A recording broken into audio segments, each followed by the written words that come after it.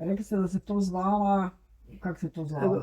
Prvo, radnička stambena zadruga Prvomajske. Radnička, pazite, tu nije bilo ovih ljudi školovanih.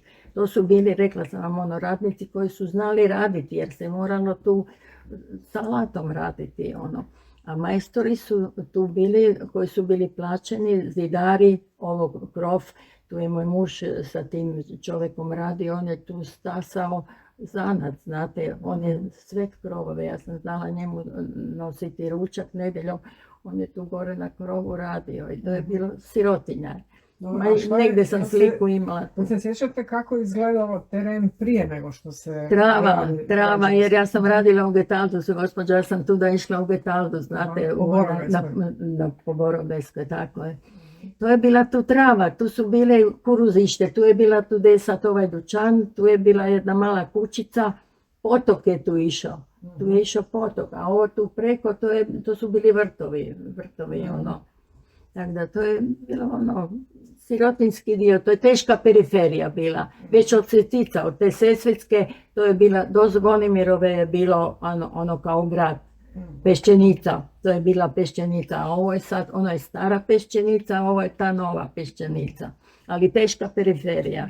I dobro, ako razumijem, znači, bio je dogovor i vi ste se zapravo bili članovi te zadruge, da. Moralo se dati određenu količinu novca?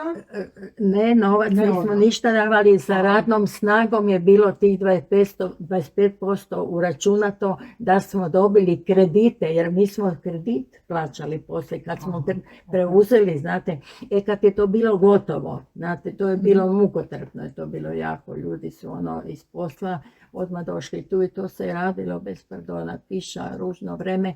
Od 55.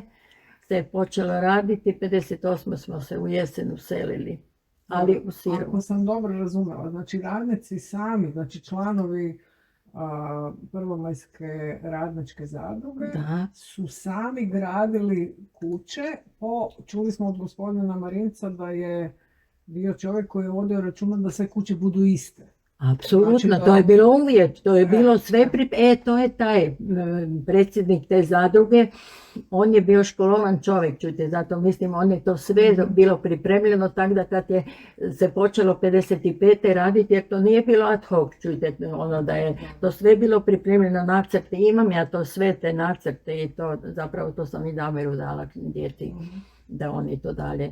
Ali to je bilo uvijek, sve su bile jednake, pazite, to se sad poslije izopačilo sve, evo, i sad to smo mi bili te tri, ova je bila Begovićeva, ova strana i ova strana naša i od ove Vidrićeve leva strana, te tri, i onda opet dalje onaj 7. odvojak, desna strana, i 8. odvojak leva i desna. Znači tu su 3 reda, ovo kaj tu vidite, ovako 3 reda, jel da? Znači ovo i ovo, jer mi smo tu jedni drugima gledali. I onaj jedan red tamo, jel da? Tako da dvorišta su bila povezana, znate, naravno odvojena, ali isto tako je bilo i a ovo drugo je sve bilo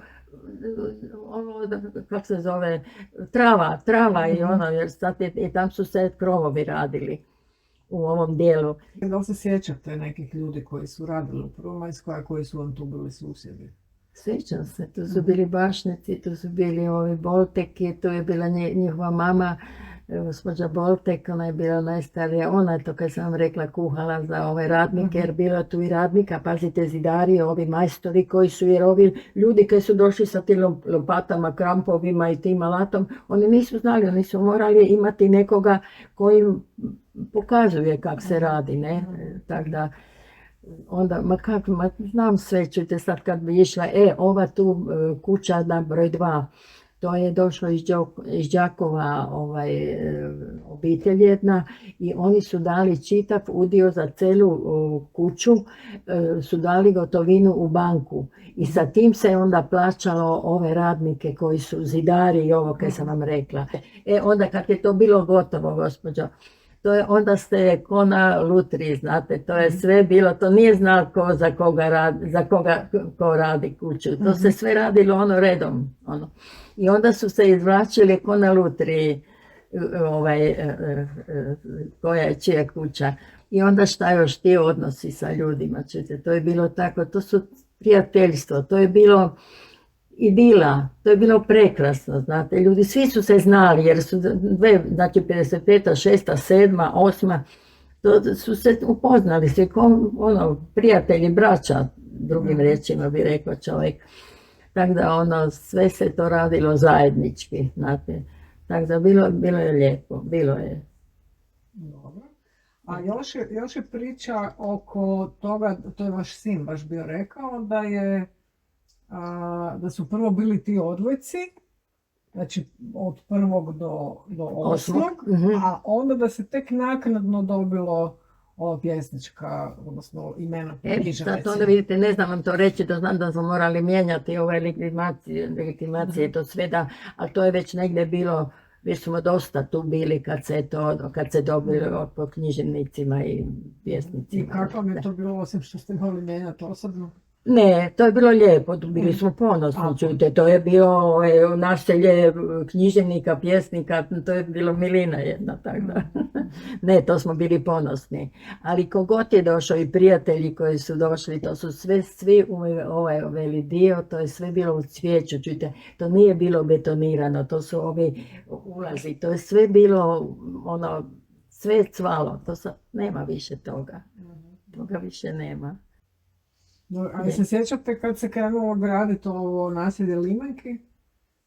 Sjećam se, da, jer pazite, to je tu bilo trvurina, bila to ona vaktarnica još, jer tu je bila ona Maksimir stanica, znate, to je bila ona kućica, ja to sve pamtim, ta željeznička kolonija, i to je tu bila trava, i onda je bilo preko pruge, vam je bilo onaj ko za Trnje kad se išlo na kolodvoru, ne znam, ili vi to pamtite, onaj most, da. Jer tu je bio ranžirni kolodvor, a puno su ljudi išli preko pruge, naravno, i tak da je. I onda su limenke. Kako vam je to se sviđalo kad ste vidjeli da će biti limenke? Pa čujte, znate kad mi smo dobro prošli, da vam iskreno kažem, jer je slijepa ulica. Ali tu su došli neki drugi ljudi.